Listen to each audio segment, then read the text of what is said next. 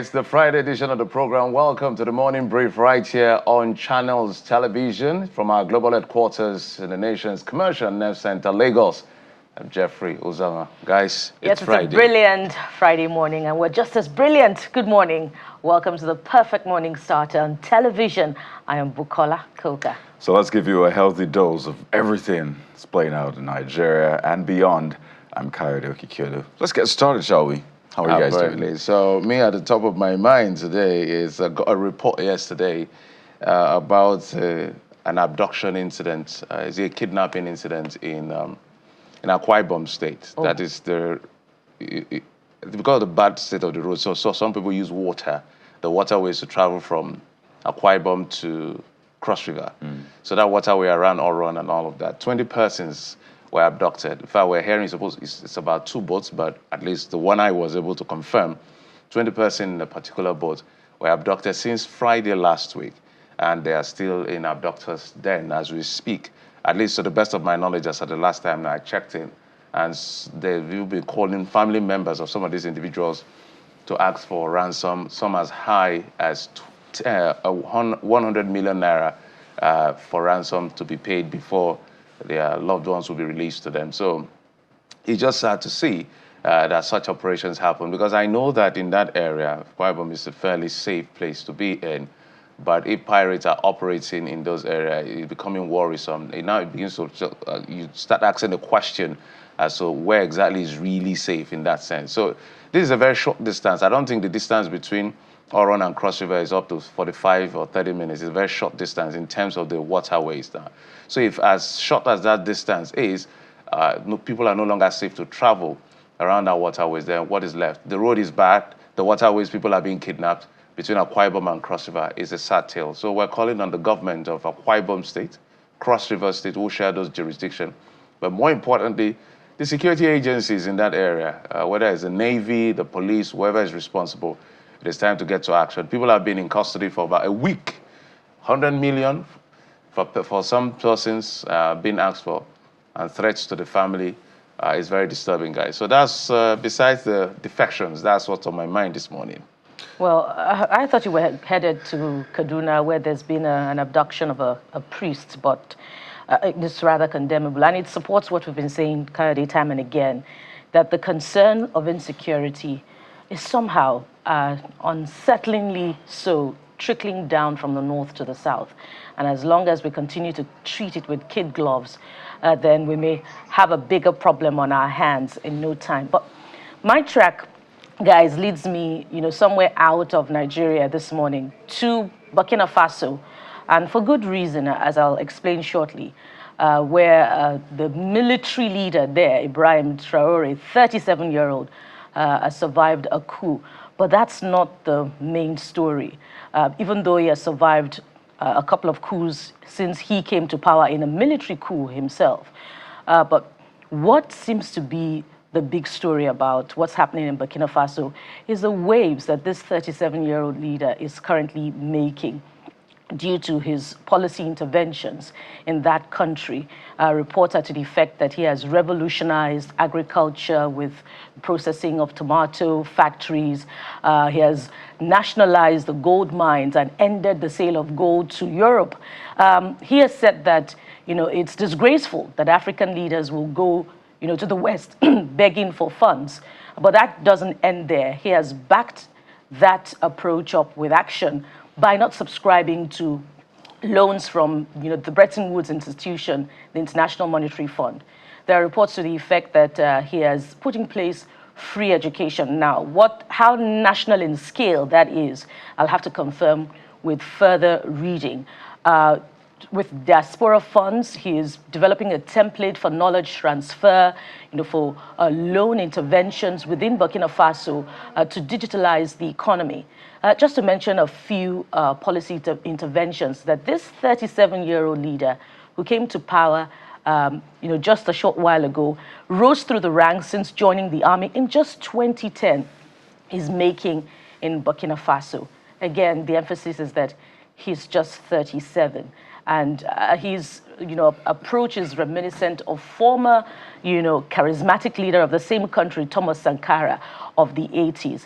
Now, if that doesn't get African leaders on this side of the West uncomfortable in their chairs to reflect on, the stark contrast between what is happening there and what we should be doing, then we have a bigger problem on our hands, considering that this is the part where we boast that we have democracy, but that is a military leader.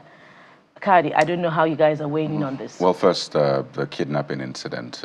We've seen the police do their best. Last year, there was this killing of a kidnapped kingpin, and someone described it as a pirate. So we expect that the police will also do the needful on this one. I mean, a Good Friday turned out to be Bad Friday for these people, and it's a week now from what we're hearing.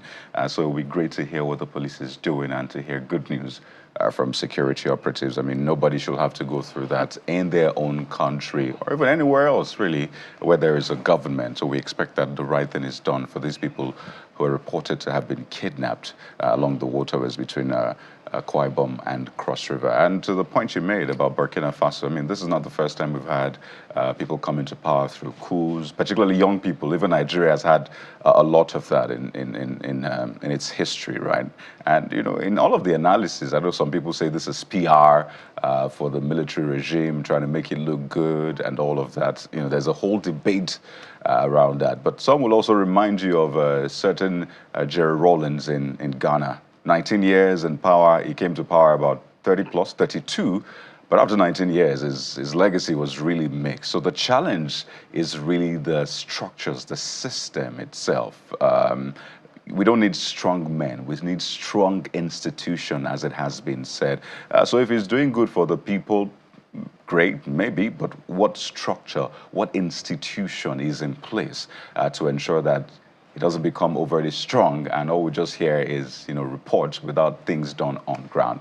Mixed feelings, really. Certainly not what Nigeria needs right now, but it's important to learn from all of these things happening around. Guys? All right. Okay, so let's get to the business of the day. We'll be talking politics as our first segment of the program. Well, the defection is still right in the front burner. Oborowore, his deputy, former Governor Okowa, and all the lieutenants were expecting them to formally defect. They've defected, but the formal ceremony should take place Monday. That's the announcement coming from the Delta State government. But we're going to look at the fate of opposition political parties, issues around principles, issues around what happens in 2027, the potpourri of things that we'll have to talk about today on the program. Well, somebody will be joining us to break it down right here on the Morning Brief. And from there, we'll be looking at what should be the outcome of good politicking. We'll check on the education sector in Edo State. And while the physical transformation is emerging, hopefully, key questions remain. Is tuition truly free in public schools in Edo State? What portion of the state budget is allocated to education?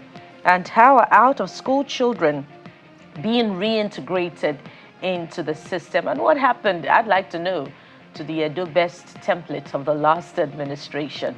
Of course, I'll ask those questions for you. So if you're from Edo State and you're in the education sector, and if not, it affects you one way or the other, you may want to stick around for this conversation. Yes, and we have a lot of great personalities joining us on the show today. There you have it, Gbemi Olatere Olagbegi.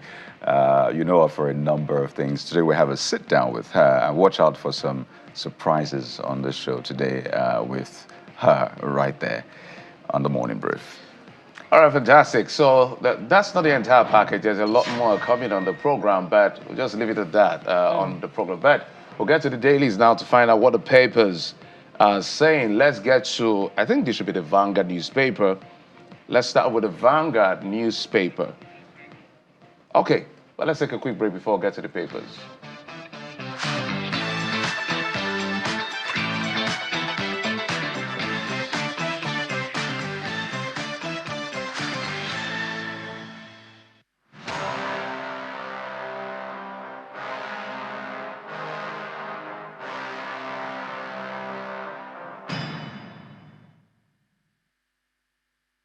Okay, let's now get back to the Vanguard newspaper. The headlines leading Oborowere orders defection.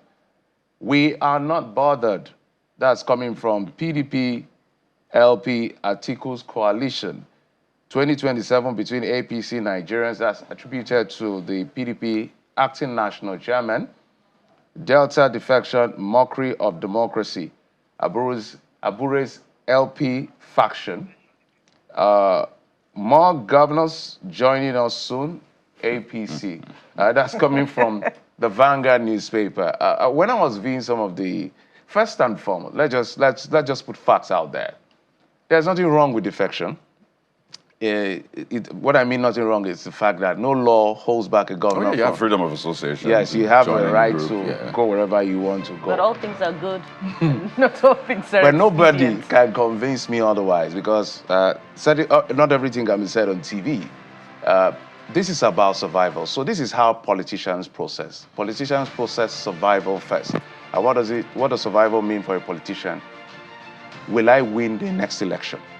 If that answer is not certain, is in doubt, whatever entities or variable they are using as a yardstick to answer that question, exclusive to them, if they are not sure of their fate in the next election and how to carry on from there, trust me, they'll find another place. So I'm saying that to say that Nigerian politics in terms of political parties are not driven by ideology. So that's why this is a thing. So for instance, in America, even though Trump has come to shake up a few things, you cannot just wake up from being a Democrat to just being a Republican. Not as if it doesn't happen or it cannot happen. But because of the parallels, there's a clear, it's like light and day. One supports gay, one doesn't support gay. One is free market, one wants subsidy. So there are strong parallel. One is pro-abortion, one is... You cannot just wake up and change your conviction. In fact, that in itself can cost you an election. Mm-hmm. So they track your opinion, mm-hmm. your philosophy, mm-hmm. All of those they are tracked. But in Nigeria, forget about that. It could be maybe somebody's personal, outlook on things. That's a different thing. But as a party, it's a different kettle of fish. So when politicians are not sure, for instance, some PDP members are even worried to the effect that what if something happens that we may not even have a presidential candidate because of this internal wrangling?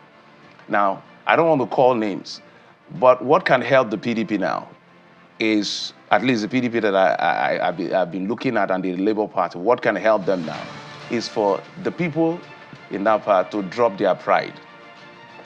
And some people may have to drop their ambition to be able to reposition the PDP. The reason we're saying this is because this is not the first time a party is going to be, they call it one party or close to one party. PDP had its own fare at some points in Nigeria. But it's not good for democracy for one party to have that overbearing influence. Right. Because at the end of the day, whatever they say will look like is right. So Oborowere and his people, this is just political survival. So whatever grammar they speak, why not tasting well? Leave those ones first. They have to survive first, guys. Well, up next for paper review this morning is This Nigeria. This Nigeria is not talking about politics. It's looking at the challenge of security. And take a look at the headline on the front page this morning is rendered thus: Insecurity. State police talks shelved again. And there are a host of riders.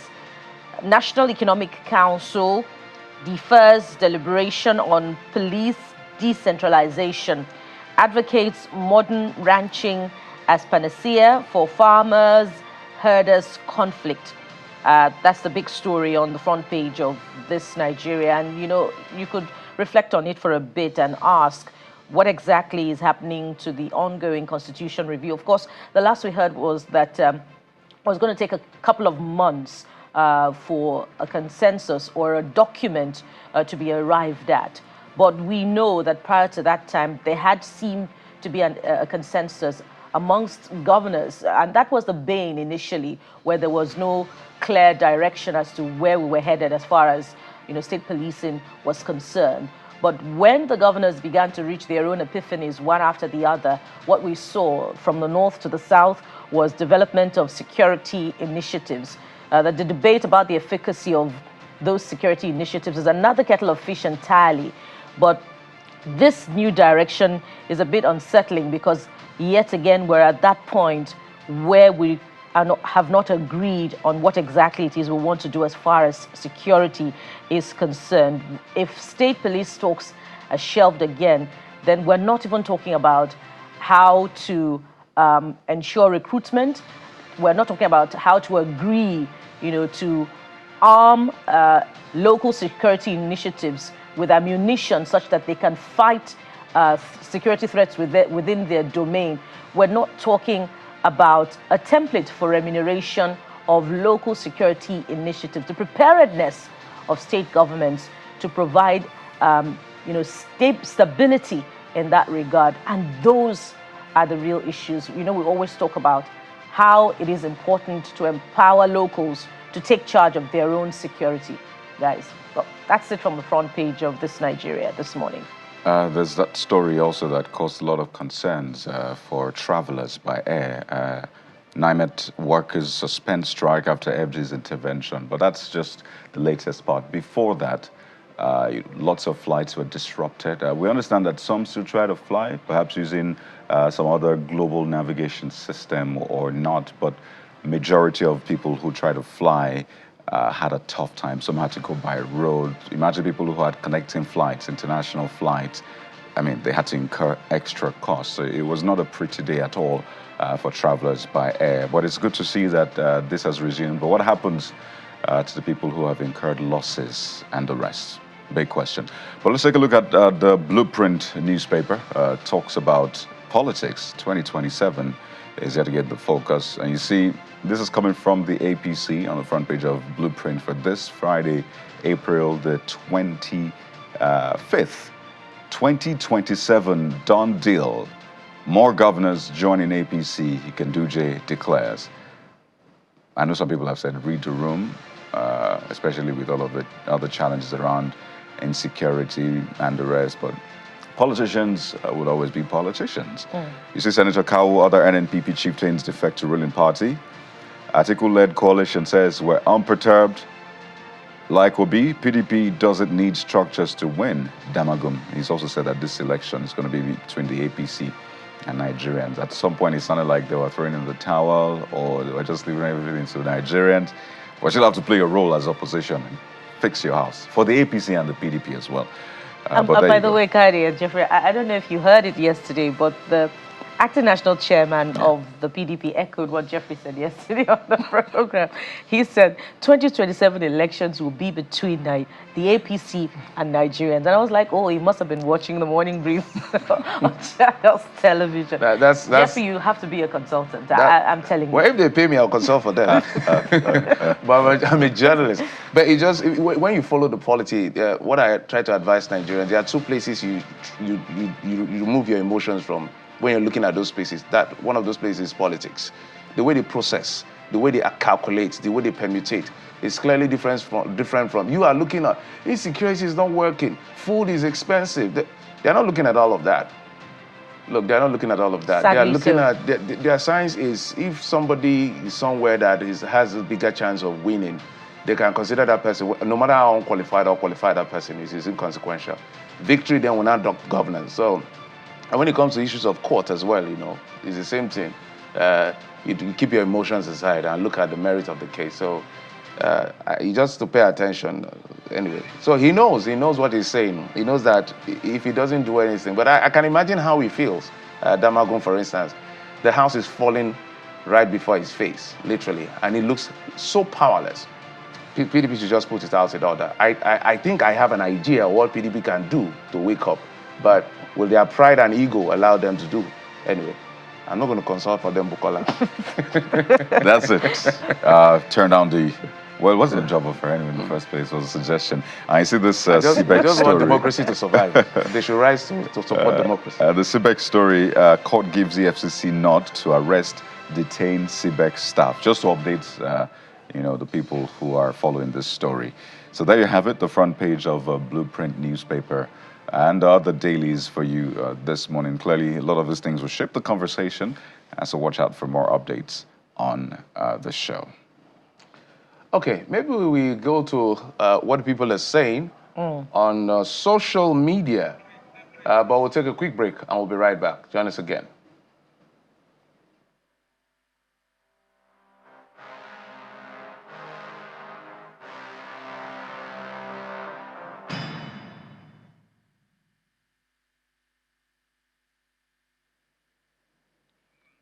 Alrighty, so let's get right into how you've been responding to some of the trending issues this morning. We'll start off with that video we showed you yesterday of a lady on board a ferry in Lagos. That ferry just stopped moving smack in the middle of the waterways. And she did a video saying, well, this is happening right now. No, that's not the video. That's not the one we're trying to show you. But the one we showed you yesterday was a lady who complained, and that video trended. But it turns out that that lady has done another video where apparently she said that she was denied access to, I think, that same ferry, because she went back the next day. That's her usual route. And she said that the reason that was given was that she did a video that trended, so they're not going to allow her to board the ferry. So let's see if we can take the latest one from that lady, and we'll take a look at what Nigerians have to say about that. Yeah, that's it.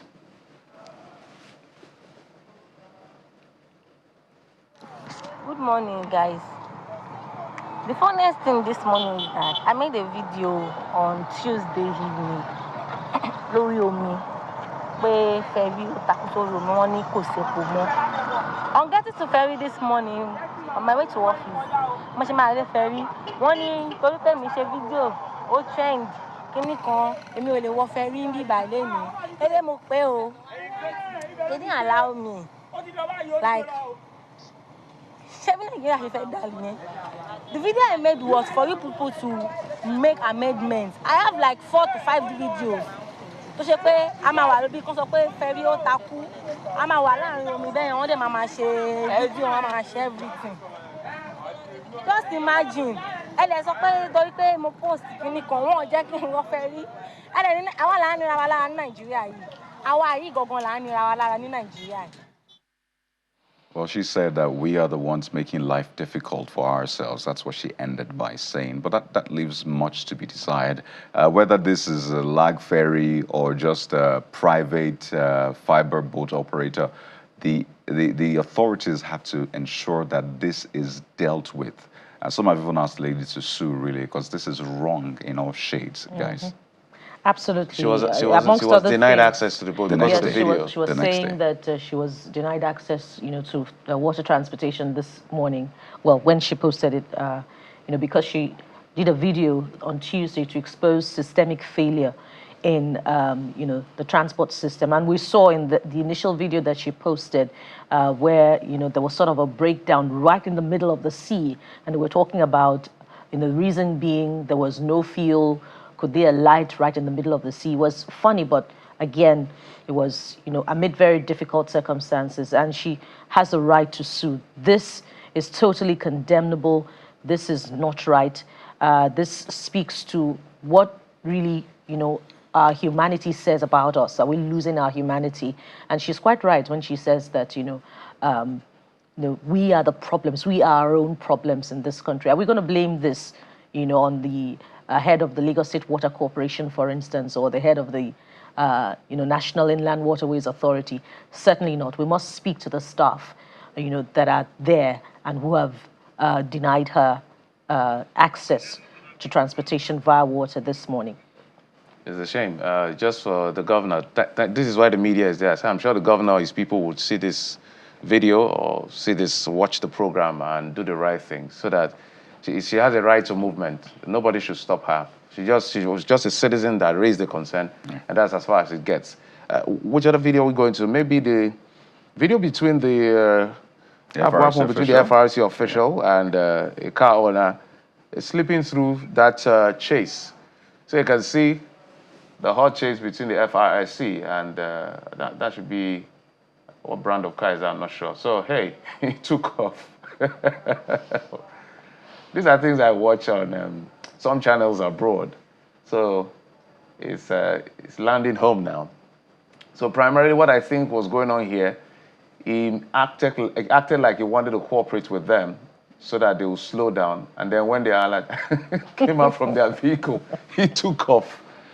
Well, I don't know whether to tell him congratulations or he should be ready for tickets. Well, that is, or for being fined. That is wrong in all shades. In all shades. I understand. It's just funny. Yeah, I understand the fact that you're trying to be smart and all of that. But you can't do this in other climes. Let's just establish that. And that's what I find curious sometimes. Again, we can talk about how we need to work on a lot of things. Yes, but if we want to get there, then we need to start acting like law-abiding citizens on the part of the authorities, the enforcers, and the people themselves. If an FRC official asks you to stop, you stop and listen to whatever it is that is being said. If now the person crosses the line, we can take it up from there. But this is really embarrassing, and I really hope that the FRC is able to take this up. You can record some of these things sometimes. Not every time you have your operative chasing, except it is a very grave offense that needs it to be stopped right there, so we don't have these incidents. So I really hope that the FRC takes this up. Do we have time to take some of what they're saying about it? Yeah, I'm sure the number plate there should help. Yeah, Well, Kola, I can read the thoughts of the people. So IQ equals to 500,000. Well, is that dollars or pounds? It's saying this morning, waited for them to turn off engine and get down from the car, then accelerates and zooms off. That's from IQ. Oladipo Ramon says, if the private car owner did commit an offense, they could simply record the offense and capture his plate number. Simple as 1, 2, 3. But now 2, 3, 4 we did. That's Nigeria's.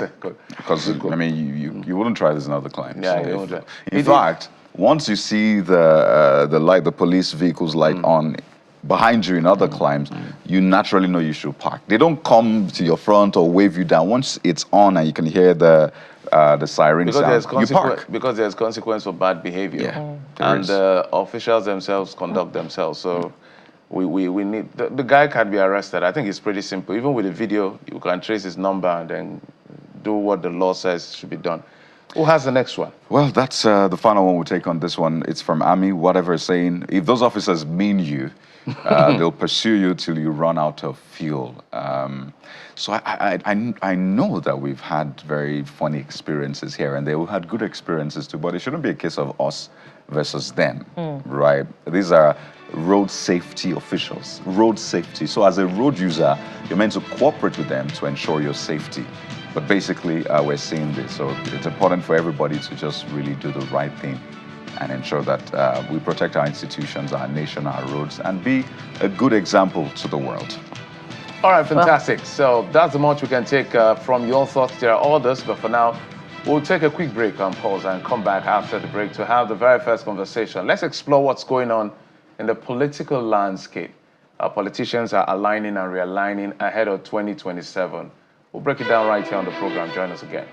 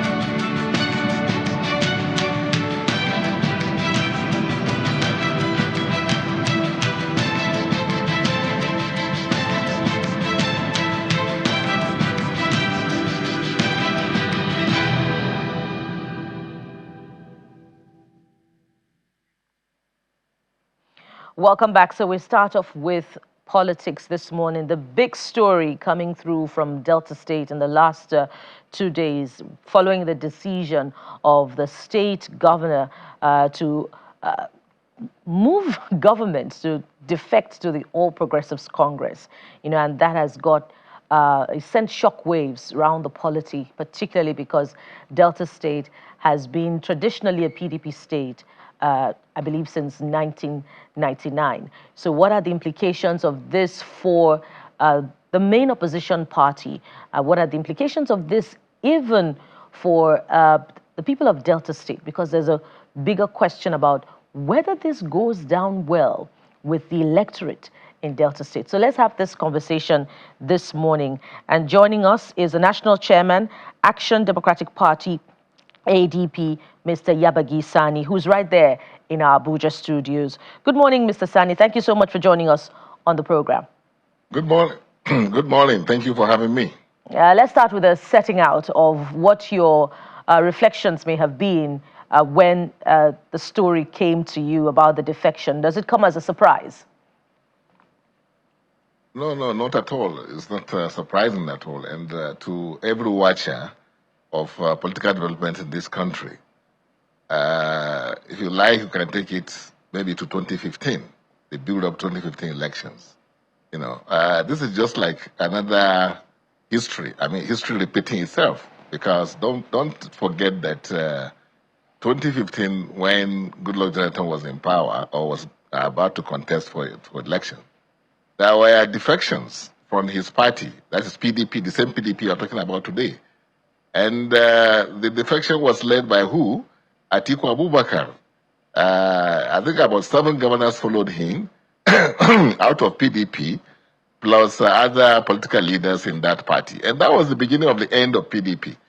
And like you know, once a pot of soup is foul, no matter what you do, you can add salt, you can add pepper, it will never be the same again.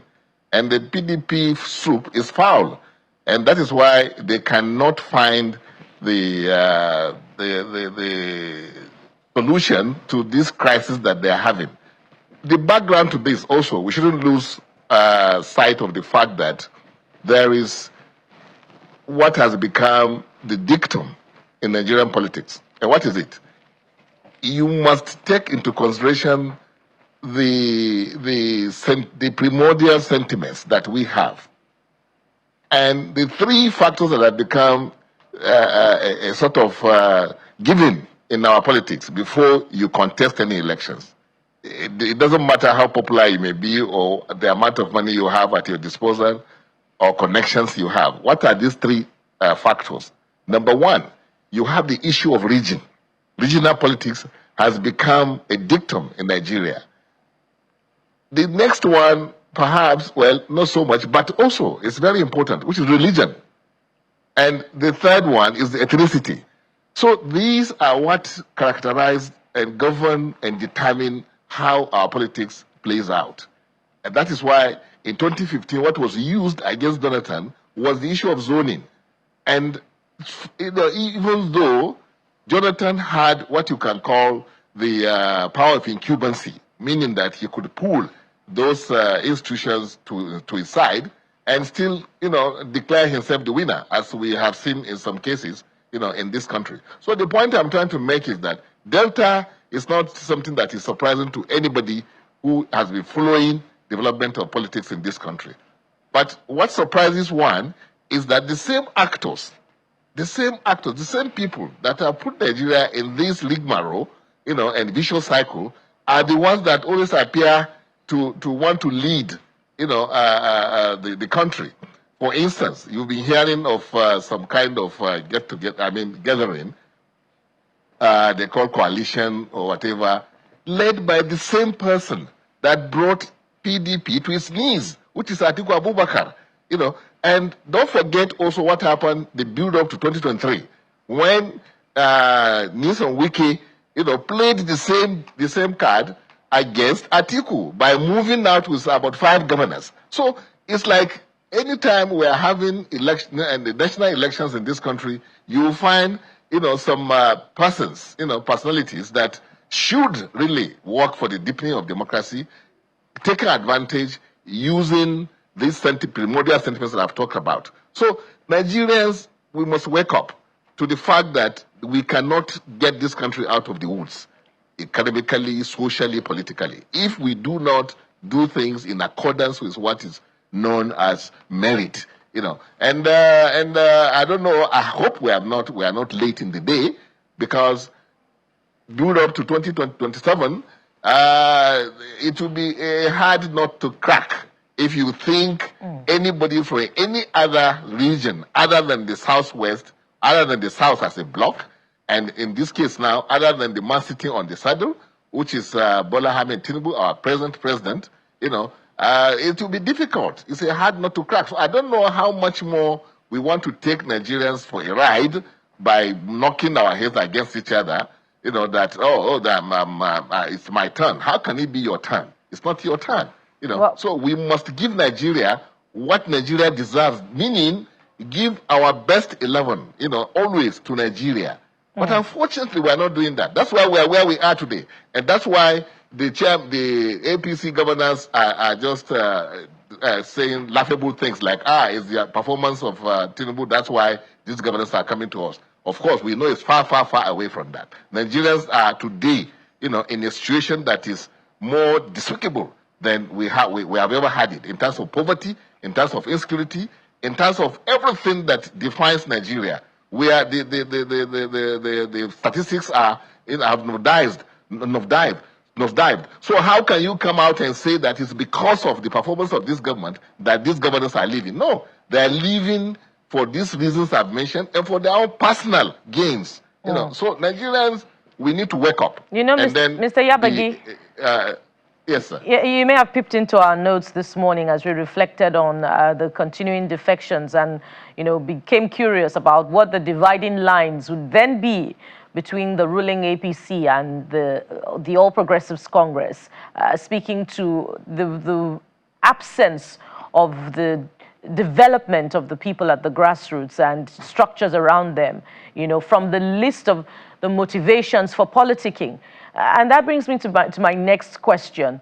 If that is clearly lacking, is that not the reason, this absence of ideology in our politicking, is that not the reason why, whether it's either the PDP between 1999 and 2015 or the APC between 2015 and 2025, Nigeria is still in the doldrums, so to speak, as far as development is concerned?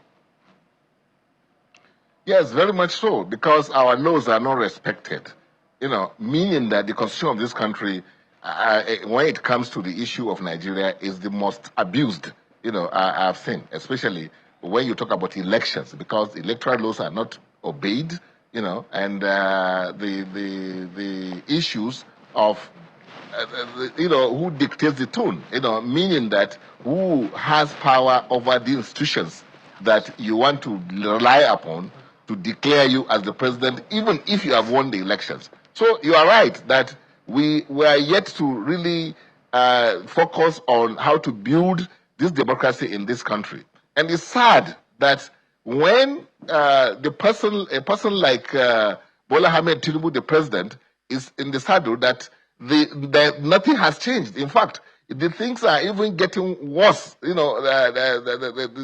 they were before. As far as democracy is concerned, I'm talking about deliverables of democracy, that people should be experiencing. What we're experiencing is people using these sentiments that I talked about to load it over Nigerians, and then not talking about development, that how much have we developed this country. Look at our GDP. Look at the poverty, issue in Nigeria. Nigerians are so devastated when you look at the issue of governance, because you can't separate governance from economy. It is, of course, there's that strong nexus between the economy and politics. So this is why it's sad, with all the resources we have in this country, with everything that we have, unfortunately, we can't get the issue of the politics right. And if you can't get it right under democracy, it's unfortunate. So this is why I'm putting it directly to Mr. President, that is Bola Ahmed Tinubu, who has done a lot, in the past to build democracy, to now please take a second look at what is happening. I know he is interested in 2027, so what matters to him today is 2027. And Abukola, that's what you said. Politicians are only concerned about how do I win at all costs. It doesn't matter what you use. You can maim, you can kill, you can run away with ballot boxes. Once you go to court, it's the same thing. The court expects you will be declared the winner. So the issue is that we should stop this issue of the end justify the means in the political aspect of Nigeria. So these are the things that Nigerians must wake up to. Mr. Sani. It's for it. Yes. Yes, great point you raised. And I want to probe even further. And my focus and the questions I would like you to respond to is basically, let's look at the state of the opposition. People have said that we're saying that the president is preparing for 2027. Some are even saying he's preparing for 2031 or who will succeed him. That's how long-term he thinks from his history at the end of the day. And then we cannot say maybe there were no intimidations or using institution of states as people have alleged. Those are allegations. But if you look at the number of people, the number of people that have defected in the last, since 2023, how many of them were intimidated in that sense? So let's look at the state of opposition political party and begin to find solution, because that's where all of us are concerned in terms of having a viable opposition. Let's use the PDP, for instance. What will happen? Although it has all the right to contest as many times as possible, he's been trying to be president since 1993, Atiku Abubakar. In your view, what will happen if Atiku Abubakar stands up today and declares and says, I will not run in 2027? What do you think will happen?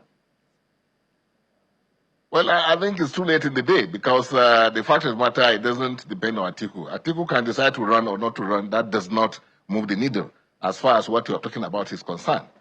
The issue is that we have primordial sentiments. You know, Atiku can run or not run. These sentiments, these issues are the ones that will define or determine who becomes the next president of this country. What are they? Power of incumbency. What are they? Regional politics. What are they? Ethnicity. This is what will decide, you know, if Atiku Abubakar is from the south today and he wants to run, I would say, well, it will be up to him to say yes or no, having accumulated the kind of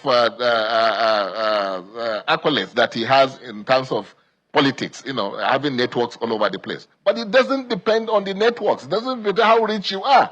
It doesn't depend on how popular you are. It depends on, are you from south or from the south or from the north? You know, are you a Muslim or Christian, or are you the one in the saddle that can coerce or bring all these institutions together and say, this is what I want, go and deliver me, and they will deliver you. So this is the issue. It's not the issue of anybody today, you know. So the issue I'm talking about is that it's high time Nigerians themselves. That's why I like when somebody said the election 2027 will be between the PDP, between APC and Nigeria. The issue is Nigerians. We have to wake up from our slumber. We must take this country into the destiny of this country into our hands. If we define it along the ethnicity lines and all the other things I've talked about, then so be it. The opposition parties can do little, because even the laws are not obeyed, like I said. The money is not even with the politicians, I mean the opposition. That is why you have even the governors from these parties, opposition parties, that could have used their resources, decamping, because they now see that it's not just money, it's also the power of incumbency, which, I mean, the INEC is with the government, the leading agencies, I mean, security agencies that would tell you that you have won elections are all with one man who is also contesting. Right. So which magic do you want to play? That at the end of the day, the INEC will declare you the winner, or the police will guard will protect you, ensure that your votes, you know, are really count and you are declared the winner. So, you see, the issue is about we as a country. And 2027, I mean, whoever you can say we have, you know, Bola Tinubu can plan 2027 and 2031. Well, we've had the same thing from when Chief Olusegun Obasanjo was in power. He said they're going to be there for 66 years, but they managed to finish 16 years. So I can tell you and write it down that APC after 2027 will not be there, you know, because at that point in time, people will be looking in a different directions and they'll be looking at different personalities at that point in time. So it's just they can entertain themselves and deceive people, deceive themselves that not only 2027 but 2021. 2021 is a lie, you know, because other political parties and those who are in PDP, I mean the APC at that point in time, like what is happening with PDP now, would have had enough of APC. All right. Because things are not based on the truth. Well, Mr. Sani, it's a pack of cards. Right. You know, the political parties, and it's a pack of cards. Let me come in here quickly. Completely disappear by 2027. So you think that the APC will not win in 2027? Just to be clear, is that what you think? Whether they win or they don't win, if you look at the situation that we have today, they will be declared the winner.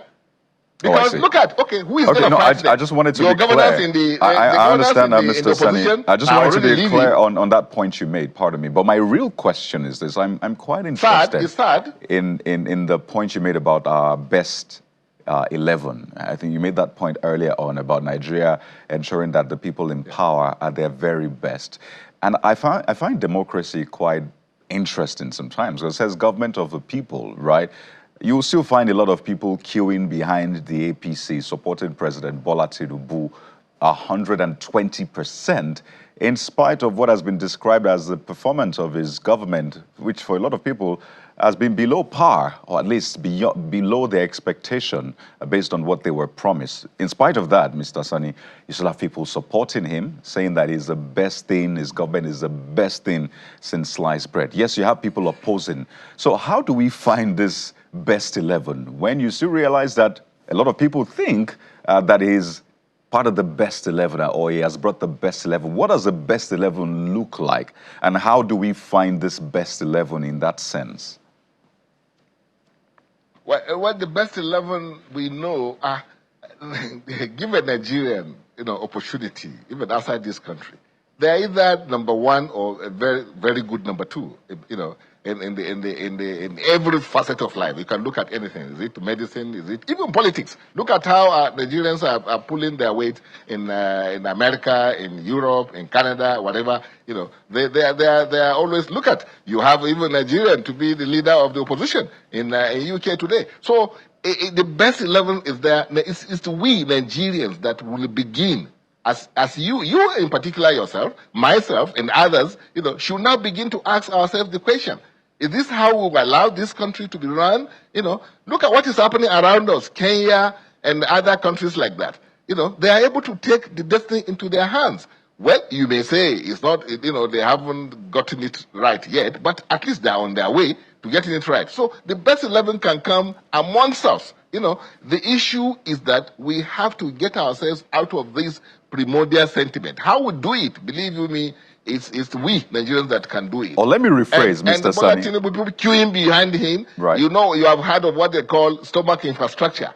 That is what it's all about. When they are talking like Delta, I heard them saying that they want to be able to develop their state and what have you. No, they want to develop their own stomach. That's what it's all about. So the issue still is the fact that our laws are not obeyed.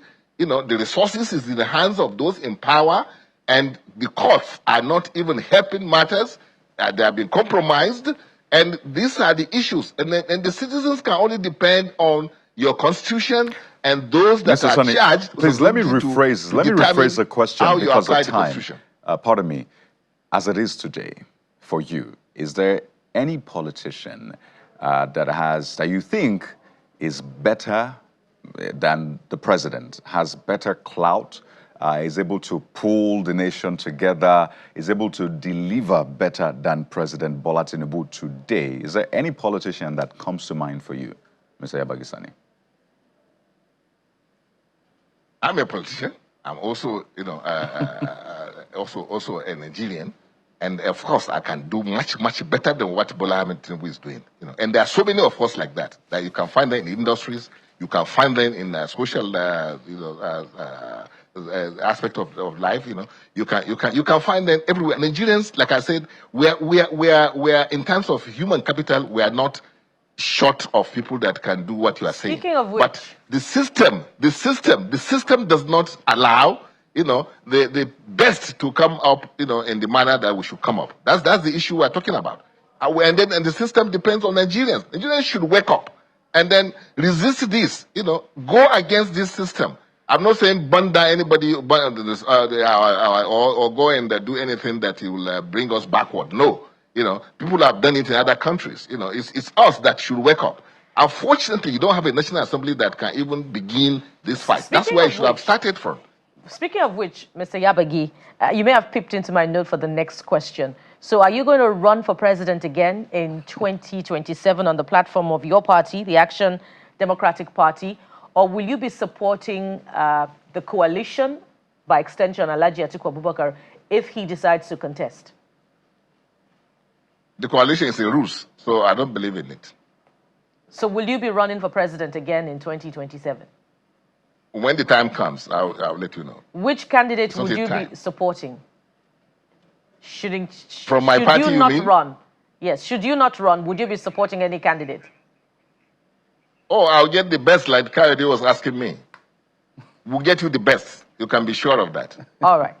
We must thank you very much for your time and your insights on the program today. We've been talking with the National Chairman of the Action Democratic Party, ADP, Mr. Yabagi Sani. Thank you so much for your time. Thank you, Bukala. Thank you for having me. And so from here, we head out to Edo State. We'll be checking on the education sector there. So stay with us for this next conversation. We'll be right back.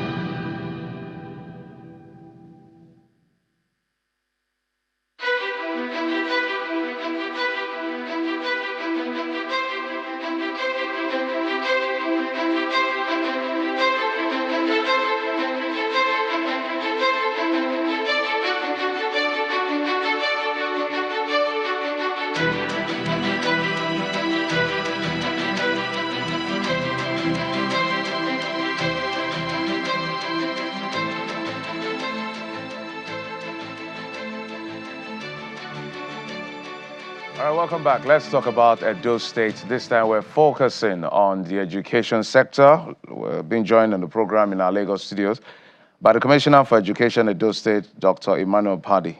Dr. Padi, thank you so much for coming on the program. Thank you so much. Thank you so much. I know a lot has been going on, but I'll try to stay focused around your ministry. I don't want to drag you into other parts, at least for the first part of the conversation. But I remember prior to the election, we looked through the books of some of the contestants, including the now incumbent governor, the PDP governorship candidate, Aswe Godalo, and all of those to see what they have on offer.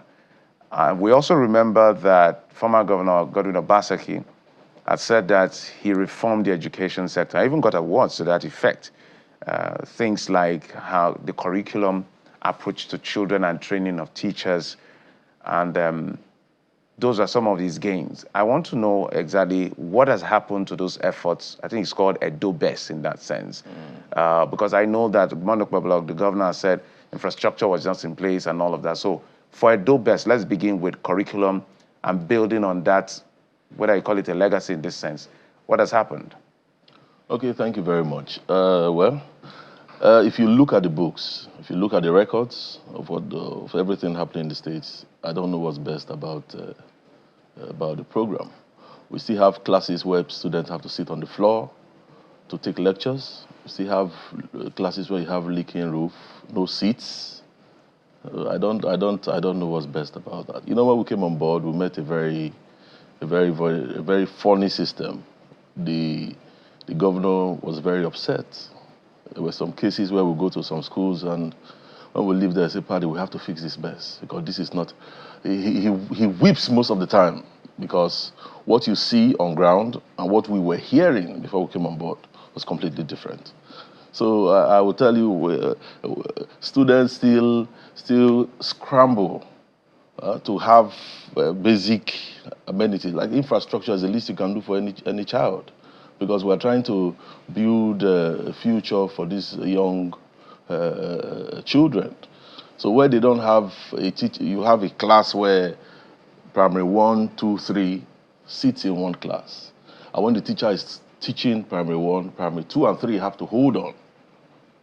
After primary 1, Is this across the state? So let's contextualize. Yes. Even in Benin City? In Benin City, particularly in Benin City. But the former commissioner had Yes. spoken on our sister political program just last month, I believe, and she said that, look, former Governor Obaseki provided intervention for renovation of infrastructure by about 50%. And in fact, this Edo-Best template had been replicated in other states, Bayelsa, Lagos, and even copied by another African country, and that dismantling the Edo-Best structure is at best politicking with education. How do you respond? No, I must say I don't subscribe to that, because I'll give you practical figures. Go to Oroma Primary School in Benin City. Go to Eweka Primary School in Benin City. The records are there. The teachers are there. The principal is there. They have the facts and the figures. You know, we don't have to politicize our educational sector. These children are too dear to us. We are trying to erase the shameful past. So it's not enough to come on air and start saying, because you want to make yourself look good. Go to the streets of Benin. Go to the schools. Talk to the students. Talk to even some of the staffs that they worked with.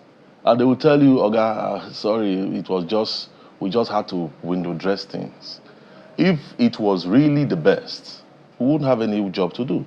As commissioner, I would just come on board and just sit down, then go, and maybe I just do only monitoring. You see, you have students in AAU. How do you run a university where you give the entire management 41 million? How do you conduct research? How do you take care of some of the very important things the school needs to do?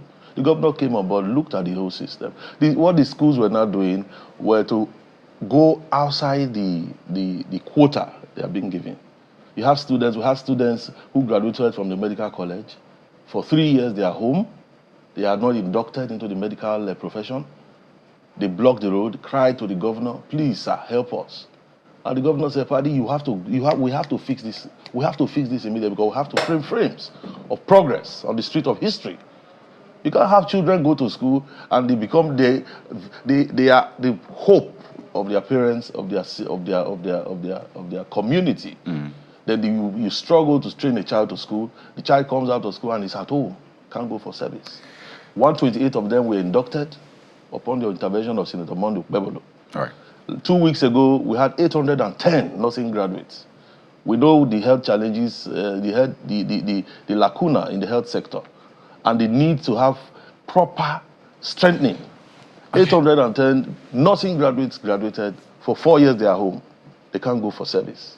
They can't be inducted. It's a very So these are practical. Yeah. When you begin to compare, the previous government would tell you, "Oh, we did our best." That's what we call the Edo best. And the challenge is the people at the receiving end are children, right? Our children. Schools will resume next week, and we'll speak to some of the things to expect. Because if we can't fix education, then we should just say, you know what, we're closing shop as a nation. But I want to speak to this. Now, how well are you able to handle this ministry? And I'll explain why. Looking at your pedigree, your trajectory, being in oil and gas, the energy sector, business, and all of that. And when you were appointed first SUBEB, you were first in SUBEB before the Ministry of Education, everyone said, this is just a reward for all the work you did during the election. What do you bring to bear? What do you bring on board? Do you have any experience in education that you can bring and say, well, I've done this before and I can transform education in Edo State beyond what they call job for the boys? Okay, very good. Thank you very much. You know, that's always the perception. I own a school and I run a school, even aside my oil and gas business and all that. And I think leadership is about personality. It's all about what you have upstairs to give. You can have someone who is even in the education sector from the beginning of his career to the end, but be empty. So the governor looked at it, he looked at the passion. First and foremost, he looked at the passion, then he looked at also the background. Yes, I own a school, I've run a school successfully, run a business, been in the private sector. So he said, okay, you'll be able to think the way someone who is result-oriented can think. And so far, so good, the results are there. You can see what we have done in the last 5 months. You don't need to go too far. I've just been enumerating it for you. 128 students, medical students inducted after 3 years. 810 nursing graduates inducted after 4 years. Schools are being renovated across the 3 senatorial zones. Teachers are being recruited. The technical colleges are being revamped. You have a technical college where you do not have light, and the children are doing practicals. What kind of practicals do you expect them to come up with? I'm glad you mentioned the Yes. difference that you've been in the private sector education. Yes. By the way, is it a primary, secondary school that you Primary, secondary. Primary, secondary. So there's always been that difference. Yeah. First, for the private schools, you see the quality, there's a standard when it comes to the quality. Some have said it's because you pay more naturally. Yeah. Now you are working in government where we know that we don't quite prioritize funding. Yeah. We've not even met, the target, that is a globally agreed target for education funding. So what do you think, what have you seen to be the major challenge of public education? So you don't have classrooms, you don't have proper equipment. There are students that have not seen physical computers. All they see are sketches of computers in public schools. So what is exactly is the challenge? Okay, very good question. You know what? 3 days ago, I had a conversation with the governor. I went to give him a brief on some of these issues. And he said, we must make the private school uninteresting to Edo people. And how can we do that? Let's fix our own. By the time, with the structures we are putting in place in Edo State, you have pictures, maybe I think some of your guys do air some of our programs. With the structures we are putting in place. For instance, I'll give you a typical example. Army Day Secondary School in Edo State. They have alumni, great individuals that have graduated from that school, but they left it to ruin. And at the end of the day, you have a school where you have large mass of land. You have students who are in the classroom ready to learn, eager to learn. The governor went there and they were crying. Yeah, these are some of the visuals. Yeah, you can see it for yourself. The governor went there and the students were yearning, Akpakomiza, Akpakomiza, Akpako Rescue. And he right there and then, said, immediately, get to work, let's fix this school. As I'm talking to you, we are making plans. After fixing the school, we'll have a workshop. We're already in talks with people, some persons in that line. We'll have a workshop where even on practical days, the children will go there and learn how to change the vehicle, engine oil, learn how to change brake pads, do things that will make it very interesting. If we fix our system, if we fix our public schools, the private school owners will have a run for their money, and people will move fields naturally. And that's why I must say that Edo has the best governor, because it's too early in the day. It's too early in the day for that verdict. Now you're talking as a politician. Not No. I'm talking based on facts. No, it's too early.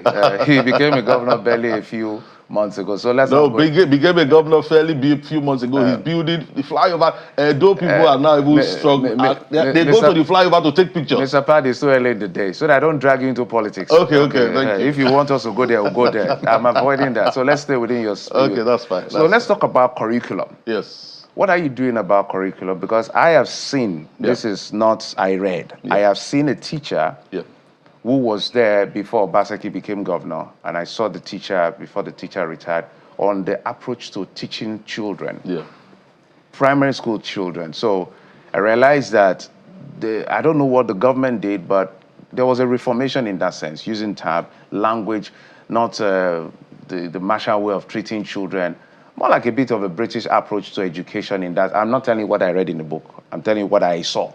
So this is not you debating with me about whether it existed or not. How widespread is a different kettle of fish. But I saw some level of upgrade in terms of the teaching process and practice for primary school teachers and their children, such that they use TAB, such that they don't flog the children, the way they discipline, the way they approach them, the way they inspire them. Is that something you met?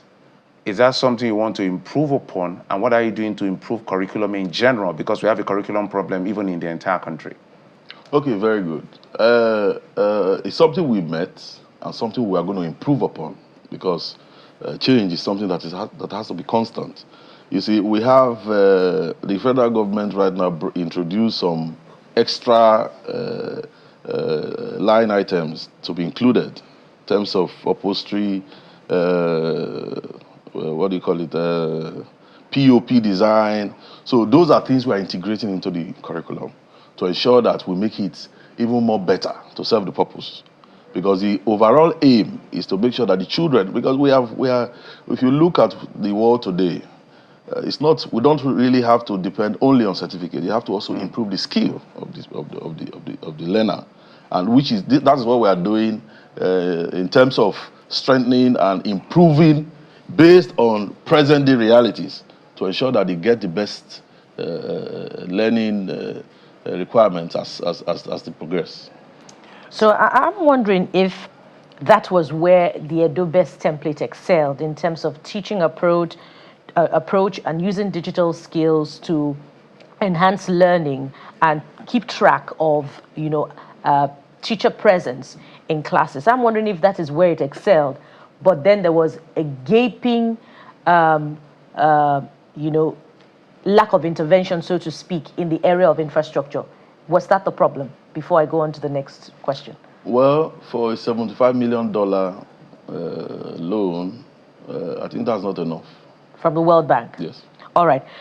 My next question will be, the former commissioner also talked about what they provided in terms of support for teacher training and the policy intervention that they brought about following what they met from the last administration. She said they returned teacher allowance, lead transport recruitment allowance that teachers got on the anniversary of their employment. They put in place Edo Star, 2 years after which they would be absorbed, the teacher recruitment process. But that your principal has dismantled some of this. Is this true? Or has your principal sustained some of these? Okay, well, if you say my principal dismantles things that are not in the interest of the Edo people. Including these that I have outlined? For instance, you mentioned the Edo Star. Edo Star is instead of employing teachers, you make them contract staff. Let's get it clear.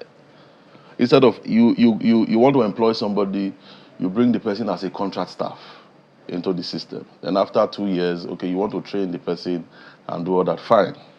But what is the criteria for employing that person? I went to a classroom. You mentioned that I was Subeb chair. I went to a school, and my spirit led me. If I was a man of God, I would say the Spirit of God told me, or the Holy Spirit told me. But I saw a child, and I just walked up to the child. I opened her book, and the next thing I saw was a dictation. About 5, she was asked to spell 5 items. And the 5 items, she got only 1 correctly. The other 4 were wrong. And I looked at the girl, where did you come from? You say, I'm an Edo Star. Edo Star. Why are you marking a child is spelling rejoice? ROEEGOCE.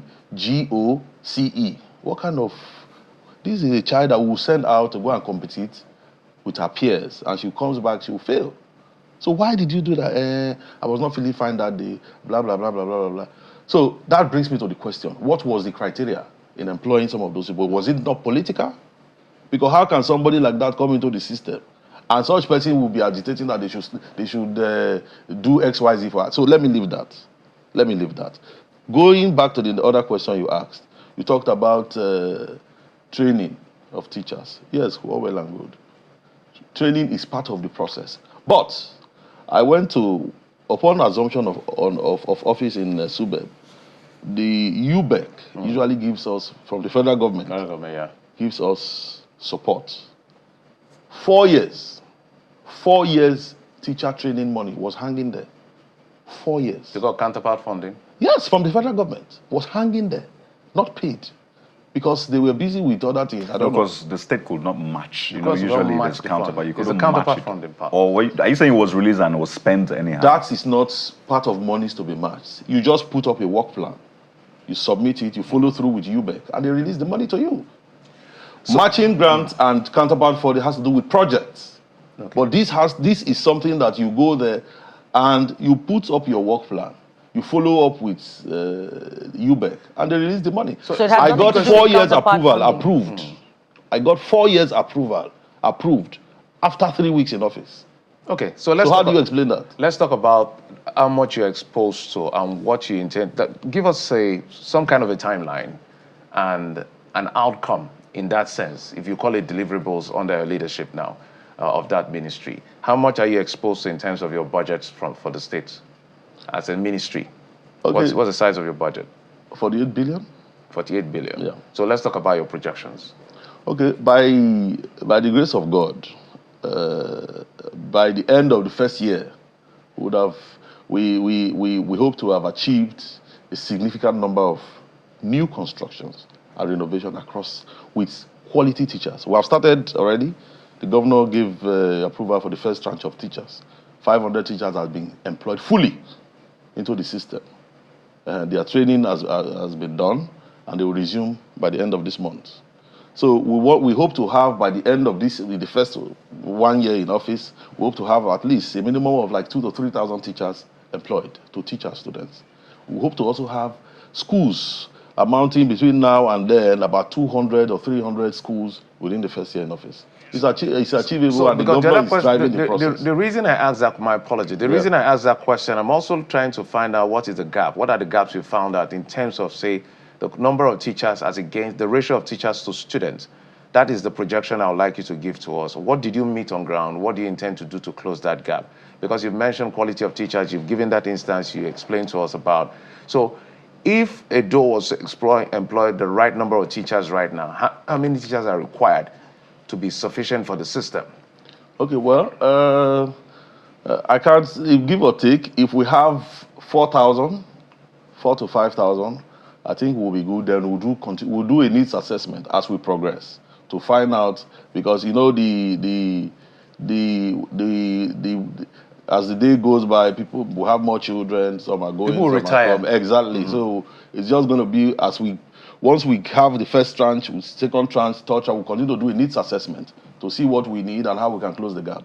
But for now, I think with 3,000 to 4,000 will be good, at least to strengthen and so you're like 3,500 or so away from the projection. Yeah. The governor made a big pronouncement last week that they should expect more teachers. The first 500 is gone, the next one is coming, and we'll continue to improve upon it because he's committed to delivering quality education for our children in Edo State. Well, it's good to still have some sort of projection. Let's have deliverables that people would be able to hold you to, particularly when it comes to education. Maybe more specifics, and it's not just the structures as well. This is an age where, I mean, schools are using AI. I mean, children are learning about artificial intelligence. We're really going deep into machine learning, right? So I want to have a sense of maybe how you're thinking in that light. Also, I remember that some days ago, private school proprietors, they staged a protest that the government is almost taxing them into extinction. And I know you've said that the governor has said you should make private schools, what's that word now? Not attractive. Not attractive, right? So is that the goal, and has that been resolved? Because they're also complementing the work of the government. So those two things, how forward-thinking are you in terms of education to make Edo children able to compete globally wherever they get to, and a bit about the private schools? So thank you very much. We're already doing that. We just launched Edo Set with the Belinda Bill Gates Foundation, where you don't need to go to any ministry to go and pay money to get your certificates. Once you put your ID number on the website, you print out your certificate. For those who are even abroad, paying school fees for their awards, you can just go there and print out. And we're working with data science management to develop AI-enabled software to introduce to our children and to make them compete favorably, as you have said. When will that happen? It's already ongoing. We're doing that already. The Edo Set was launched last month, and it's already been implemented across schools. Yes, primary, secondary, even tertiary. Mr. Paddy. Then for the second point you mentioned, the private schools, that issue has been resolved. We had a meeting with them because we're a proactive government. We had a meeting with them, and they have even written a letter of thank you. So you're back to 30,000. So we are back. We have those issues. Though you cannot compare an Mr. Paddy, the reason projection. Sorry, Jeffrey, you talked about 4,000. I'm wondering if for the recruitments that you queried from the last administration, have you scrutinized the process such that you can absorb the best out of it, so that some people are not punished because of political differences between former and present administration? Thank you very much. We have also done verification. If you ask some of those guys, have done verification so that we can sieve out the good hands before we integrate them into the system. Because you will agree with me that the quality of the teacher determines the quality of the student. So we are very particular to make sure that those who are bringing into the system are well trained and qualified. Because when you take a teacher who is just half-baked, you have a half-baked student. And no, Mr. Padi, my apologies, as we begin to wind down, what I think I want, I'm trying to hear, perhaps the audience as well. Infrastructure, it is in this climate, infrastructure is a conversation. That should not be a conversation in a normal climate. It's the quality of the personnel, because those are supposed to be there already. So what is the big picture beyond infrastructure? I know this governor is big on building the infrastructure because what he met is dilapidated and all of that. But from a ministry point of view and a state point of view, what is the big picture in terms of what you're projecting to be the standard of education, by extension, the quality of people you want to bring out from Edo State to compete with the rest of Nigeria, perhaps the rest of the world? That strategy I haven't heard from you. That's what we have been discussing. First and foremost, no, you've been pouring around it. If you don't have a solid foundation, you can't build a house. If you don't have the infrastructural development in place, where will the students learn from? Will you teach a child when the child is sitting under the tree? Okay. Or where he's sitting down in a classroom and he has a leaky roof, and when it rains, he runs out to go and look for shelter? You can't do that. So you must attack the problem from the foundation. No, we have mentioned that in terms of technology, we have things in place to ensure that they compete favorably when they go out. Well, maybe we'll bring the quality of teachers. Yes, maybe we'll bring you back to dig deep into that, because as I said, it is here we are having infrastructure as a conversation. Yeah, but we met an abnormal system, so that's why we are. I just want to believe that your government will fix infrastructure within the time, and then we'll look at the real issue of curriculum, teacher quality, outcomes, and deliverables. That is what competition is. Not we're not going to Washington to be saying our schools. We build schools in our village that was dilapidated. That's not a conversation for global community. But almost thank you. Thank you. Any last 30 seconds? Anyway, I want to thank the governor for all he's doing. I want to tell him want to encourage him not to get tired, because he's really passionate to change the system. Okay. I will believe that by the end of the day, we will have a society in Edo State where children will go to good schools with quality teachers, with the right technology, so they can compete favorably. Dr. Emmanuel Padi is the Commissioner for Education at Edo State. I know you're also a politician, but we didn't go to politics. Thank you for coming on the program. Thank you very much. I appreciate it. All right. We'll take a quick break. We'll be back after this. Join us again.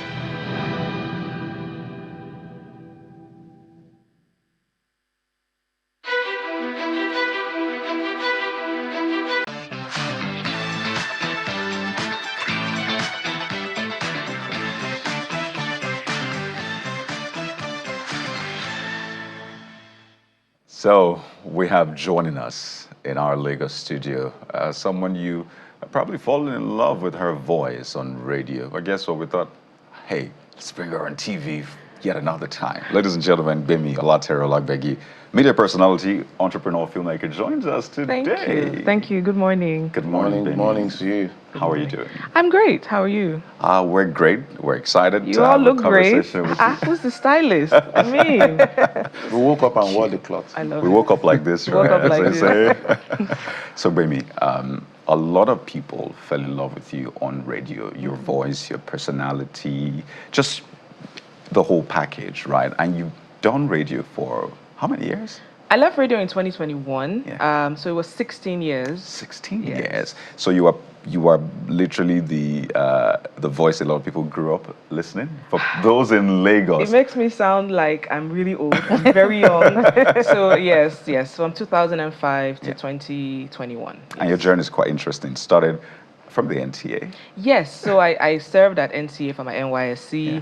I always had this dream of being like a news anchor, and so I got that experience a little bit, not as an anchor, but as a reporter, a junior reporter at NTA. And at the same time, I started working with Cool FM, and that's where I met Dan Foster, and then we basically hosted the Good Morning Nigeria show for a couple of years until I got my own show, and then eventually I left to The Beat, 99.9, and I was at The Beat for 12 years, actually. 4 years at Cool FM, 12 years at The Beat. Amazing. Now, the reason we're having this conversation is a lot of young people want to be like you, want to be like us. A lot of people generally, you get messages from time to time. I wish I worked on TV like you or in radio like you. So I wanted to really bring them a POV, first, person POV of what it is like, the journey. What kind of mindset do you need to have? What kind of skill set do you need to have? How do you just make it work for you while you're contributing to it? So in all of your years, and I know you still have a lot that you're doing, which we'll talk about, what have been the guiding principles for you to excel, to stand out, and to be the very best? I think, first of all, you have to be comfortable in your own self. Don't try to be like anybody else. Have a great work ethic. Be a curious person. Know a little bit about everything. And just because really radio evolved at least I would say in Lagos too, they were interested in your personality. They will want to know, they know that you are a certain way. They know maybe you are very witty or very serious or, very funny or, very comical. So you have to be comfortable with yourself. Speak as you are. Don't try to imitate anyone, because when there's a time when fake accents were a thing, and it was so obvious. Like, please stop. So things like that. Also, be curious. Be ready to work. Be ready to make the best out of every situation, wherever you are, and you will go far. Really, go far. Do the work. I started at a time where there was no social media. There were no blogs. So you were really there for the job. And what I found later on is that social media became a thing. We became more popular, and then people were like, oh, I want to do that. And then the interns, when they will come for maybe their IT and stuff, they'll be like, oh, this is actually a job. Yes, it's a job. You really have to focus and do what you're supposed to do. You could show up to work one day and they tell you you're going to interview this person, and you're like, I have to really do quick research, or they can send you somewhere and you have to deliver. So basically, just be ready to do the job. I know that it's not going to be as glamorous, it's not going to be as fun as it appears, but you will have fun, but you still have to do the work. Yeah, I wanted to talk about your enterprise element, because that's one of the things when I used to listen to you on the radio. At the time, I was listening to radio a lot. At that time, music. And now we do a lot of talking. Yeah. So it's a different kettle of fish. You stood out not trying to sound British or trying to be a cultural fan in that sense. You just do your thing. But before we know, started doing other things and branching out to your enterprise element. Tell us about that part of you. Because I think I read a story where you said, I think it was the shoes you were doing. They had big foot or big feet or something in that light. Because a lot of people sometimes, they get locked in one space. They don't know how to evolve or accommodate other things that they have the potential for. But you were able to do that, and you're still doing that. Talk to us about that. Okay, first of all, it was very necessary, because again, the pay for an on-air personality is not that great. Especially your salary from where, the media. You're not casting the industry. Let's just be honest. Nobody here is living like Otedola or, the billionaires. So I had to think fast and say, okay, what am I going to do to make extra money? And so I started to do, it was first of all rechargeable fans. Yes. I'm sorry? I didn't read that brief. Rechargeable fans, like back in the day, I would post it on Facebook and on, what's it called, BlackBerry Messenger. I remember whole those days. OAP. Yeah, you have to sell, because I had to think about it like this, because there were some people who were doing some funny things for cash, and I wasn't ready for that. I'm not going to judge anybody, but I was like, I need to make money and not be ashamed about where the money is coming from. So that was where it started from, and then I started to sell shoes. Look, my friends joke that there's nothing I haven't sold from. Look, at some point I sold diesel, at some point I sold hair, at some point I sold stockfish in cartons. I had that one. Yeah, so that things made me like chuckle. that. Yeah. So and then I also realized that when I would travel, whether I was here or when I would travel maybe for summer or something, it was difficult to find my shoe size. And it's not like I have like giants, it was just a US 11 or a UK 9. But I realized that most people would stop stocking, which is like a 43. So people would stop stocking from 41. So a lot of women like me would have issues finding shoes. So what I would do was, get an extra suitcase and load it up with shoes. Come back to sell. So same thing, Facebook. If you go there today, you will still see the posts. I'll take a picture, Facebook, BlackBerry Messenger, and so on, and Twitter. And then from there, I now decided, you know what, let me just look into this and actually create my own shoe line. And that's where Gbemisoke Shoes was born in 2014. So it's 10 years this year, and we're actually celebrating our 10th year anniversary. It has not been easy, I have to tell you, because when I first started, the dollar rate was, goodness me, I think The dollar had a conscience. Oh yeah, it was 120 something naira, and then that same year it went to 300 and something. And I remember sitting on the floor crying like, who sent me? What am I going to do? If only you knew that it Listen, so it's not been easy, Wow. but look, you just find a way. So from there, I've done so many things. I used to MC weddings, MC events. At some point, I went into acting just really briefly. It wasn't, I have to say, shout out to the actors and actresses. It is a tough job. And then from there, we started to host a TV show. Tools and I used to do this thing. Tools would do the afternoon show, and then I would take over from her. And we just had this brief 20-minute, handover where we would just gist about what's happening in the world, what's happening, and people loved it so much. It became a thing of its own where people would stay in their cars just to hear us gossip, I guess. And then eventually we started a podcast called Off Air Show. And we started that in 2019, 10 years after people told us to start it, but we were just like, okay, let's just do it. And it became this huge thing. Eventually, TV came calling in 2022, and the show went on television. So leaving the podcast world.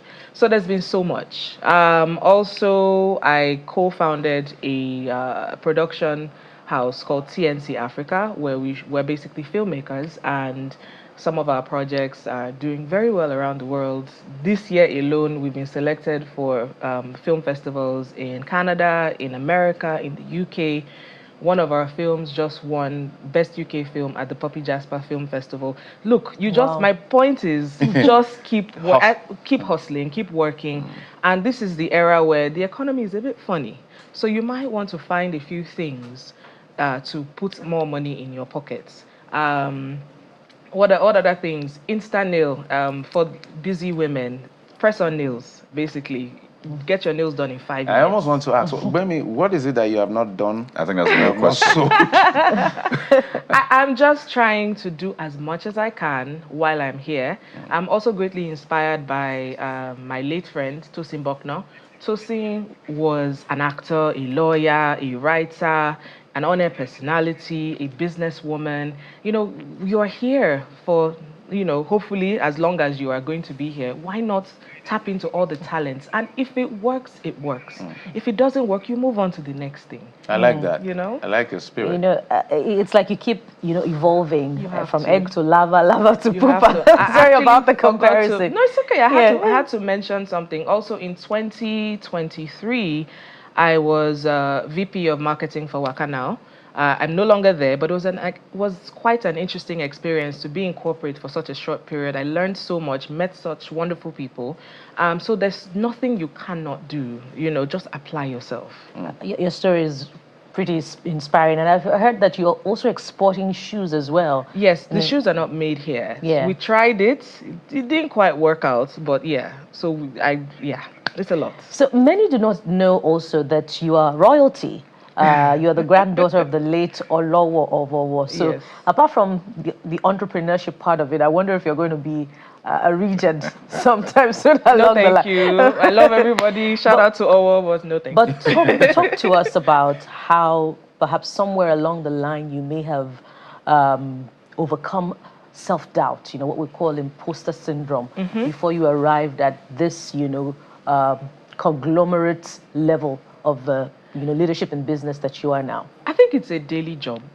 I think even a job like being a parent, for the longest time I was scared, like, okay, so what sort of parent am I going to be? Because I have a daughter, she's 4, and I was so afraid, like, I don't want to be the cause of anybody's issues. Am I okay as a person? Am I doing the best that I can do? I think it's a daily thing. You have to seek to be better. Don't be delusional. Don't think that you are perfect. You don't do any wrong. Learn to audit yourself. Okay, today was a good day. What did I do well? what should I be better at? And as a person at your job, just whatever it is or whatever challenge, whatever task you're given, just try to don't be lazy. Because I feel like people who are lazy, you're not trying to do better. You're not trying to be better. Do the research. Even as a parent, do the research. Nothing prepares you so much, but you keep learning. Now we have gentle parents. So I mean, but you kind of mix it a little bit with some old school parenting. So there's so much, and that's why I mentioned. So it's not even just about the job. You just want to make sure that you raise this well-grounded, kind human being. So that you have to keep thinking, gosh, am I doing it? Am I doing better? Even if I'm not doing the best right now, let me strive to continue to do better. And you have to be your own, what's that thing now? Motivational speaker. You can do it, you can do it. Even if you hiss when you get to your job, just be like, let me just do my job. Let me do it. As a broadcast journalist, how did you arrive? Because you're right that we're not the best earners. How did you get the initial capital for your first batch of export of Bemisoke shoes? I emptied every penny I had. Every single penny that I had, I emptied everything. And at that point, I was just like, I don't even know if I'm going to have money for petrol the next week, but let's just see. It was just too much of a... If I had left it alone, I had not done anything about it, and I see maybe years down the line people are doing it, I will forever kick myself like, why didn't I try? And let me just tell you now, when the first batch of shoes arrived in 2014, I had a tiny little studio apartment in Oniru, and these 600 pairs of shoes arrived, and I was afraid because I was like, who asked me? It's one thing when you're doing it. It's another thing when you finally hear and you're like, why did I do this? So I kept some in my parents' house, kept some in a colleague's garage, and I was climbing over these shoes because that's how small my apartment was. Every day for months, until one day I was like, your money, let's not waste money here. Let's try and figure this out. So I didn't have any money for advertising or anything. I had a friend who was great with branding. I reached out to him. I said, please help me design some sort of logo.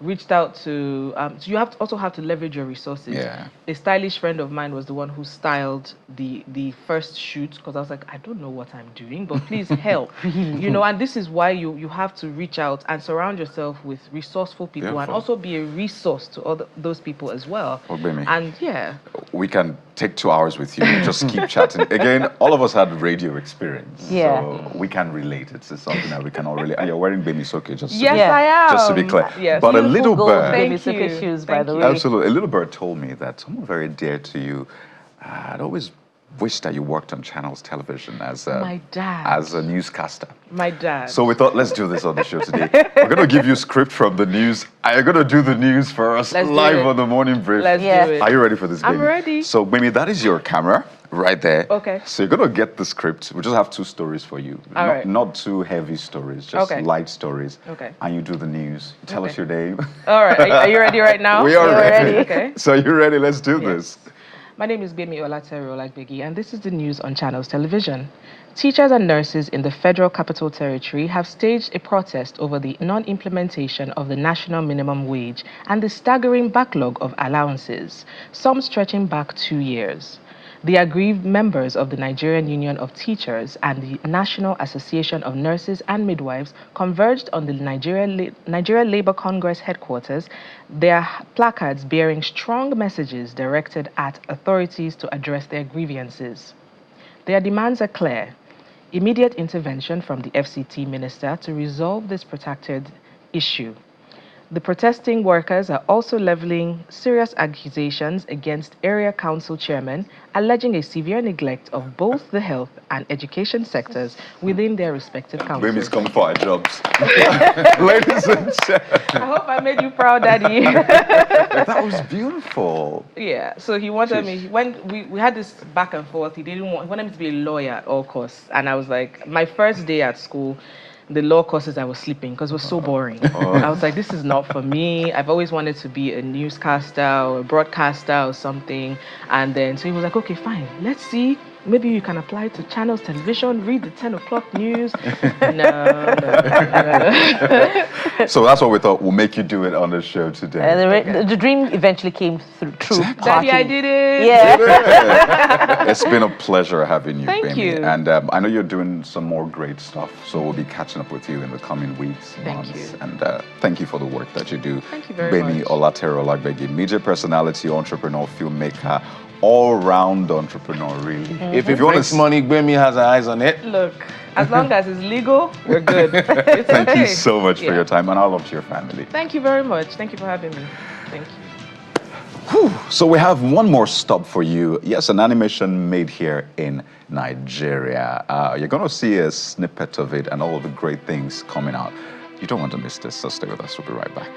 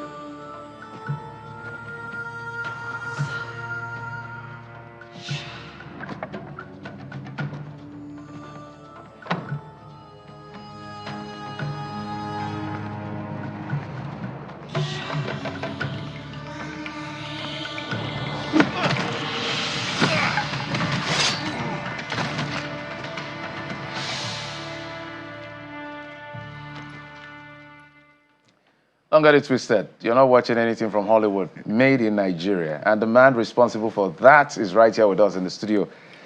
Fedi Ladi Adimife, CEO, founder, Magic Carpet Studios, creator, producer, educator, pastor, politician. What else? Wow, that's a lot. I didn't lie, right? Yeah, It's all in I've been all of that. It's and I good still- to see you again. Good to be here. The last time we had a conversation, it was quite a delight, and I'm sure we're going to have the same and even better experience this time. But I just told the people that came from you. Yes. So maybe you can tell the people what that is. Well, that's an adaptation of the novel, The Passport of Madame Ilia. I read it in GSS 3. And if you remember reading that novel, for most of us who read it, it was very cinematic. It had all the fighting scenes, the war, the horse racing. So it was set in 19th century Kano during the invasion of the British. So it was quite interesting to see what the author did. And when I started in the industry, I really wanted us to put something on the table that would travel. Animation is very much a global export. And I think one thing that is helping us drive that adoption now is our diaspora crowd. Japa is adding up in a very strange way. For people are nostalgic, they want to experience home away from home. And even if you look at the YouTube content creators, what is feeding a lot of the traffic is actually the diaspora crowd, because that's where you have the money, right? So for animation, we want to be able to create African stories that can travel. I think we have everything here. In December last year, Disney released Mufasa, and that's the same story from Lion King, just the flip side of the backstory. So you realize the West is really in a bid to recycle old stories. And I really think for us in Africa, we're sitting on everything that we can do with them. From pre-colonial Africa to prehistoric Africa, every piece of history is an IP, right? And I think there's a disconnect in Nigeria here because the investment community doesn't quite see intellectual property or creative industry as bankable, and justifiably so. Some of them will tell you we tried it and we got burnt. But I really think that that should never discourage anyone, because 5 years ago and 10 years ago, it's no longer where we are. The industry has grown. I mean, to even attend something like this 5 years ago was very tough, because that was when we started. There was no capacity, there was no capital. Literally everyone working on this project, we trained about 90% of them for about 3 years. So you literally have to build your own pipeline to make your film. You have to start sourcing for your own capital. You even have to reinvest your own money. So we did a job for Cartoon Network and Sesame Street, and everything went whoop, right into this project, because at the end of the day, it just takes one project to open the continent to the rest of the world. So what do we need the most to be able to replicate this and tell our stories even more? Is it more skilling or more capacity financially, or both? It's a combination of all of that. I think on the capital side, when it comes to creative industry, particularly animation, you might go 2-3 years in production. So you require patient capital to do that. And also on the side of the capacity, no university in Nigeria offers animation as a course. So if you meet an animator or one who specializes in any form of animation, they literally had to self-learn from YouTube. So if we want to standardize and make it exportable, I mean, we launched a school like 4 years ago just to solve that problem. So I wasn't ready to become an educator. I mean, I love to teach, but I was forced to create something because I needed a solution. But at the end of the day, it turns out that that's exactly what we need as an industry. So there's a capital side. We need it to be patient. We need it to be well structured.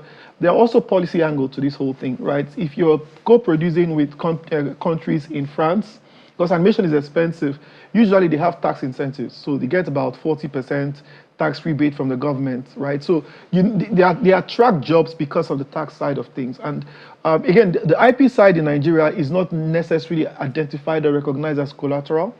So if you're building an IP-based asset base, you need to find creative ways to improve that value before you go to raise funds, because people don't necessarily think because you have a great story, then you have something that they can back. They want a real structure. They want facility, they want land, right? They want money in the bank. And I think that's where creative industry has been stuck for so long. And if we're going to solve unemployment issues, we need to create jobs. And creativity is the only way I think we can do that. Animation tends to combine fashion, music, because there's going to be a music side to this whole thing, which is very exciting for me because I have a music side that I never quite lived. As a writer and someone who is also a poet, I love to see lines come alive. I keep lines in my head, they keep coming back to me. So every time I'm watching a movie, I'm interacting, what could be said here, how should this have gone, right? So I'm talking with my director, it's almost like you get in their business all the time. But I think that's the passion. Creativity is, for many people who do entrepreneurship in the creative economy, there's almost a sense of calling. You know, just even listening to Bemi's story, putting everything on the line, emptying all that you are into your own stuff. I don't know that many industries demand that from you. For the gestation period in trading, maybe 3 months, 6 months, creativity, your passion is involved, so you might be blindsided. You might not see the risks everybody's seeing. You might linger longer than anyone else. And so it's tough, but I really think when it crosses and when it scales, you're the most fulfilled. Add to that list, singer, songwriter, to Singer Jeffrey's part, list. not very fast. Songwriter, yes. Okay, poet, yes. Yeah, I love that. All right. You were right when you talked about how Europe or the West is even looking the way of Africa for the stories and, recycling even old stories. And we have a number of them. But I'm wondering whether we're just high on the richness of the stories and we're getting lost on the didactic quality of these stories. We're telling these stories, it's mirroring our past, the mistakes we made, but there is no reformation. Does that worry you when you look at the abundance of the stories that we have, yet there's very little change? I really don't think that, to my mind, reformation is an entire kettle of fish. To drive reformation, you need stories, but you need more than stories. You need educators, you need parents who know what they're doing. You need a government who can actually show that sort of reformation is driven on different levels, the policy side to it.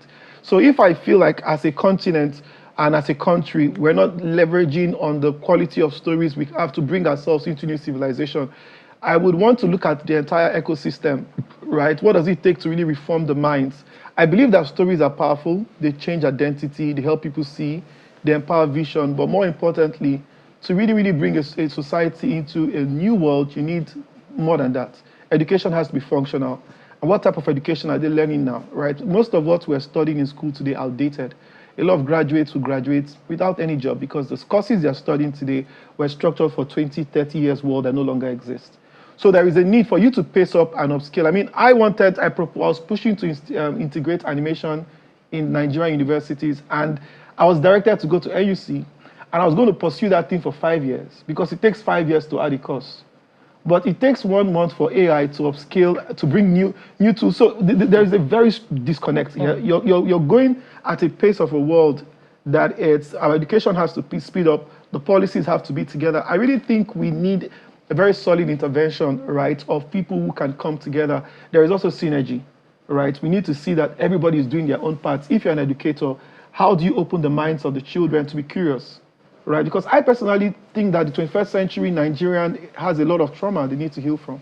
And I no offense, but just being raised as an African child with the pressure to perform from school, your grades were your what. Most Nigerian children get sort of adjusted to all of these things. And when they show up in the workplace, if they're not doing well, it's taking a toll on their mental health, right? We need to rewire our world, right? Let people feel they create from freedom, not for freedom. They create from a sense of adequacy, not to attain adequacy, because it just takes away from the creative process when your creativity is hustle, right? You don't first have to come from it as hustle. It has to come from it as an innate expression of beauty and wonder, that you're contributing something that the world desperately needs and that you know the world would love to see. You know, Freddie, we wanted to just talk about animation, but it's amazing where this conversation has taken us to. No, really, and I think it touched something on my inside. I don't know why I'm even getting emotional. What's going on? Let's talk about the animation. You said a lot of things, how every piece of history is an IP. I mean, that hit me, and I think it's something we should really hold on to. You talked about patient capital, and I'll come to that. But what also struck me is the fact that it takes 5 years to add a course. And as you said, AI is doing that by a second. By the second. So we need to rethink that if we are really serious about that. And I think we can make something happen. But let's come back to the work you're doing. I want to see it as soon as tomorrow. I want to be able to go watch this. 90 minutes or yeah, it's 90 minutes. 90 minutes. I want to watch it tomorrow, but clearly there are a lot of hurdles for you to cross. So where are you now with this project? What do we need to ensure this project comes out and becomes the success that it deserves to be, not just in Nigeria, not just Africa, but globally? Okay, so thanks for bringing me here. We are at the completion stage, right? We want to get it out in December. And if you know anything about Dirty December, it has to be dirty this year for us. For whatever intent, that's actually where the capital flows into Nigeria. But interestingly, the challenge again is the capital gap. We've done a lot of work and we've raised some funds. I really think for the first time in a long time, investors are like, okay, guys, I see what this can potentially be. It also helping us that Iwaju came out last year and Iyanu just came out. So there is this HBO series. Most of those IPs are acquired are Nigerian themed. Sometimes Nigerian voiced, but not Nigerian made, and hardly ever Nigerian owned, right? And the money flows where the IP is, right? So at the end of the day, we want to localize it. We've had interest for people to buy up this project from the West. But if we sell it, we'll be rich, but we'll lose the power to tell that stories. Because at the end of the day, there is a way to interpret and position your culture from an authentic lens that you intuitively know that the white or the other cultures might not appreciate. Anime did not have to compromise who they were to get global acceptance. But the black man is always forced to compensate, pontificate, and apologize for being who we are. I think that if we don't back ourselves, we're in a long journey, man. We're happy. We're happy at the guardrail. Yeah, we're trying. Yes, and that's what we're still here. Need money is also what I'm trying to say. No, we do need, I think we have about 350K capital shortfall, but it's coming on well. One of the things I've learned with respect to the funding is that it's already speaking to people, right? But once all you need in Nigeria is just prove it, and everybody will fall in line. And we'll prove it this year, Fedi. Ladi, CEO, founder, Magic Carpet Studios, creator, producer, educator, passionate, articulate gentleman. Thank you so much for what you do. Thank you for holding the fort. Thank you for not making money for personal interest against what you should have been doing for Africa. So that's why we brought you here to support you, and we hope that the December will really be dirty for you. Yes, and I think you guys will get your premier tickets for always bringing. We are there. When I go to cinemas, I really don't like watching foreign movies. It's just like a personal policy. I just like to enjoy Nigerian movies. It's my little way of saying thank you, Nigeria, for doing what you do. And I'm going to go back and read the passport of Malam Ilya, by the way. And you guys should prepare to voice, because I think this voice is not just for you. Bimi was talking about multiple streams of income. You'll be so surprised what a good director will do with your voice. Okay, no problem. We'll consult you for that. I will be in touch. Thank you. Okay, gentlemen and ladies, where do we come from? Okay, this is it. Thank you for your time and company. It's a weekend edition, so enjoy your weekend. I'm Jeffrey Uzoma. Bye-bye. Yeah, we're closing off on a strong note of commitment to identity and resilience. You're authentic regardless of where you're from. I'm Bukola Koka. Have a blessed weekend. I just want to watch the animation. It's not too much to ask for. I'm Kayodoki Kyolu. Goodbye.